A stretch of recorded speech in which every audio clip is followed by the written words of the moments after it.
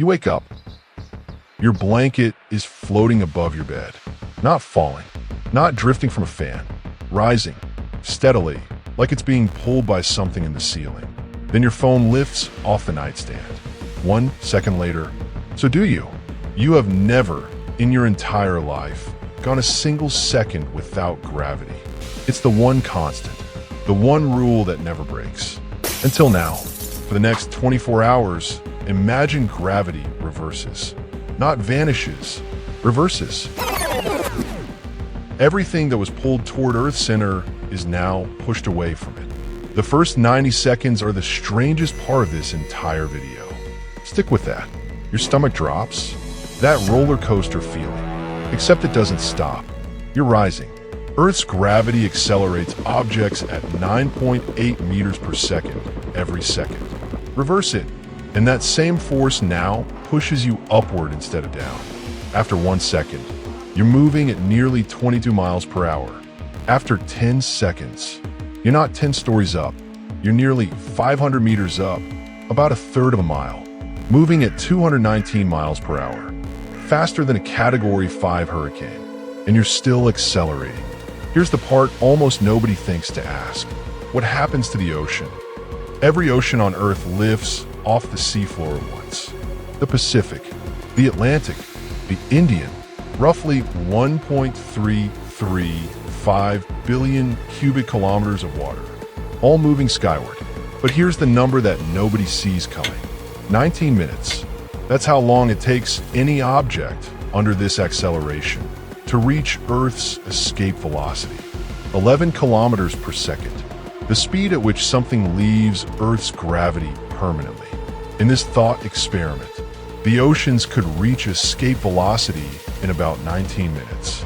Instead of forming clouds or hovering overhead, much of that water would continue accelerating away from Earth, eventually scattering into space as ice and vapor. And that's just the water. What about the air you're breathing right now? If you grab something anchored into bedrock in the first few seconds, a cave mouth, a cliff edge, you're still alive. Holding on now takes the same effort as an endless pull-up because your own weight has become a force trying to throw you into the sky. This is what you'd see. The sky turning brown with rising topsoil. Buildings without deep foundations drifting past you like furniture in a flood. Except the flood is going up. And on the horizon, where the ocean used to be, nothing. A wet, empty seabed, already starting to bake under direct sun. But the most unsettling thing isn't above you. It's below. Earth's atmosphere is leaving too, slower than the oceans, because gas disperses differently than liquid. But the physics is identical. Every molecule of oxygen and nitrogen is being pushed outward instead of held in. Mars already lived this. Its gravity, just 38% of Earth's, wasn't strong enough to hold its atmosphere against solar wind. And over hundreds of millions of years, Mars lost nearly all of it.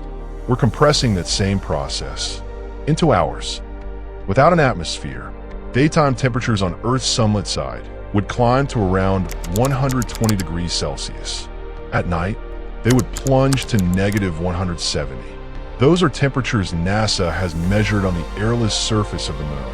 But you won't be around long enough to feel that change. Breathing becomes impossible, long before the temperature finishes changing. And 2,000 miles beneath you, something even stranger is beginning. At the center of the Earth is a solid ball of iron and nickel, roughly 2,440 kilometers across, about 70% the size of the moon. It's nearly as hot as the surface of the sun. It should be liquid. It's solid for one reason only: the crushing weight of the entire planet pressing down on it. Reverse gravity, and that pressure begins to disappear. Scientists think this part happens more slowly. Hours, possibly longer. But eventually, the core begins to destabilize the convection currents that generate Earth's magnetic field. Without that field, the planet loses its last shield against solar wind, accelerating the same atmospheric stripping that happened to Mars. One collapse, triggering the next. But there's one thing in the sky that might suffer the strangest fate of all, and it isn't even part of Earth. The moon stays in orbit because Earth's gravity bends its path into a continuous loop. Reverse that gravity, and the relationship between the two bodies doesn't just weaken. It changes in ways physics has never had to model before. Scientists genuinely don't know what happens next. One possibility: the moon's orbit destabilizes, and it begins drifting outward, permanently. Here's why that should bother you.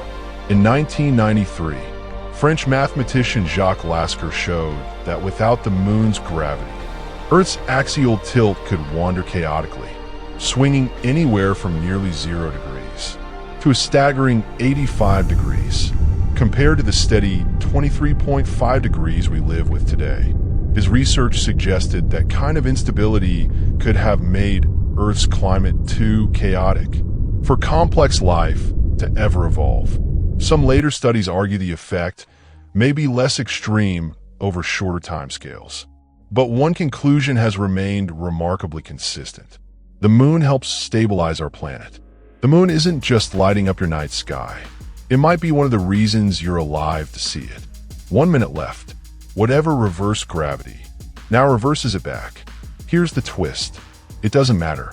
In this thought experiment, the oceans reached escape velocity within about 19 minutes. By hour 24, that water has been traveling away from Earth for almost an entire day. By a rough estimate, it's now more than 2.5 times farther away than the moon, scattering into the inner solar system as ice and vapor. It is not coming home. The atmosphere is gone. The magnetic field is failing. The surface is bare rock, under direct, unfiltered sunlight. Restoring normal gravity stops the bleeding, but it doesn't undo the wound. The deep structural changes inside the Earth would take geological time to settle, whatever that new equilibrium looks like. This is the part of the thought experiment most people get wrong. It's not 24 hours of chaos, with a reset button at the end. It's a one-way door. There's a moment, right at the start, before any of this, before the cold, before the silence, that feels almost peaceful. The floor falls away. The air still smells like morning.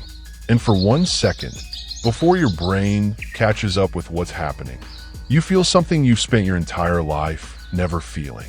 Weightless, free, held by nothing. Gravity has been invisible to you since the day you were born. You've never seen it, only felt it, in every step you've ever taken, every object you've ever caught before it hit the ground. It is the quietest, most reliable thing in your existence. It's the same force holding the ocean in its basin right now.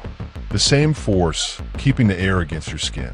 The same force compressing iron into a solid ball at the center of the planet.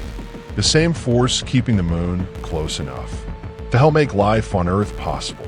One invisible thread holding up everything you've ever known.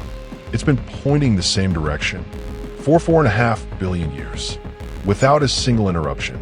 Tonight, when gravity pulls you gently down into your mattress, that isn't something to overlook. It's gravity doing what it has done every second for the last 4.5 billion years, quietly holding an entire world together. If that changes how the ground feels under your feet tomorrow, subscribe. This is just the beginning of how strange the universe really is.